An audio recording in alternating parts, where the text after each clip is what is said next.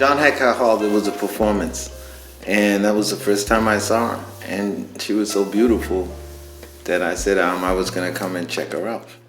She brought out Donnie. He did a form and some stretching exercises.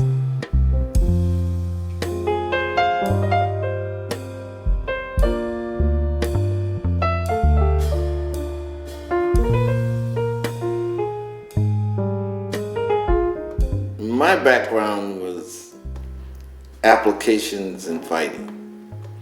That gets old after a while.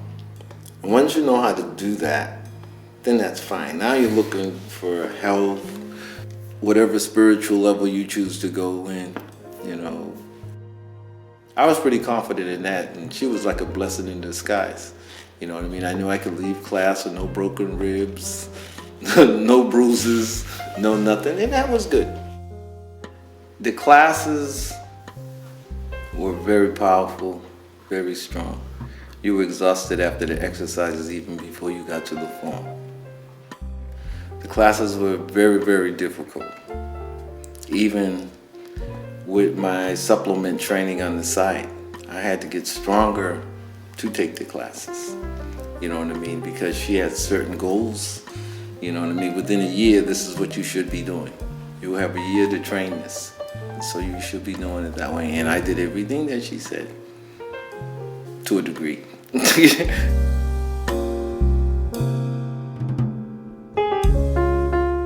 But at that time, there was a stigma of studying with a woman. I fought many battles over your mother because the most fierce warriors are women. I went through a lot when I was studying here from my other friends because they were in other styles. And it was, dominated by men. I had it on both ends because they said, "You're taking Tai Chi? Come on, man." They was reading up stories about Tai Chi people being beat up and mugged and stuff like that and studied for 50 years,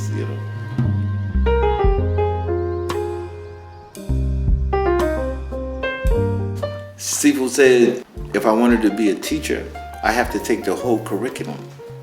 So that's what made me take Tai Chi and Hsing-Yi, because I just wanted to learn PaKua. I read so much about PaKua. And they said that she was one of the best and top lineages.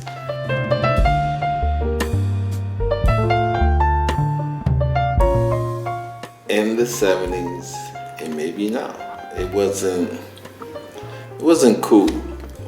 I didn't think it was cool to have black students. Because before I came to your mother, I used to study at the Bamboo Hut, and we used to meet at 12 o'clock at night from a cook named Bing Chung. And I think I was one of the first or the second black dudes to join a Chinese social club because they didn't teach black students at that time. When I first came down there, there was only one black dude that studied in Chinatown. One.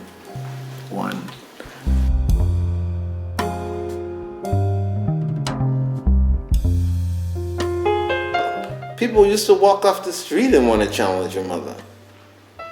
You know what I mean? That was crazy. Every week there was some guy that would come in. Most of them spoke Chinese fluently. But there was a lot of Europeans, dudes that they've been to Hong Kong, they've been to China, they wanted to test their skills. Like, what is this? They'd come off and she would funnel us to them.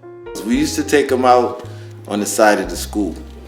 I used to remember a couple of guys, they wanted to train with us, they want to, but they was like, they wanted to push with your mother and test out her skills. And your father was adamant about that. He said, enough of that, no more. Let your students speak for you. And that's true. You're never supposed to do nothing with the teacher. We just took care of it. I came down on Sunday mornings, did my thing, you know what I mean? If she wasn't yelling at me for being late, she was like, "Why are you late in my class?" I said, "Those people, I'm sorry." This and this. She said, "I don't want to hear it." See, we made you practice hard, but she was fair. She was fair sometimes. No, because she want to push you. She want to push you. So she wouldn't stroke your ego at all because we all were beginners. So I enjoyed that about her. I thought I was on a path, You know what I mean? Because to me, she was the door. I have to open the door to go on the path. So, you know, she answered my questions when I asked her different questions.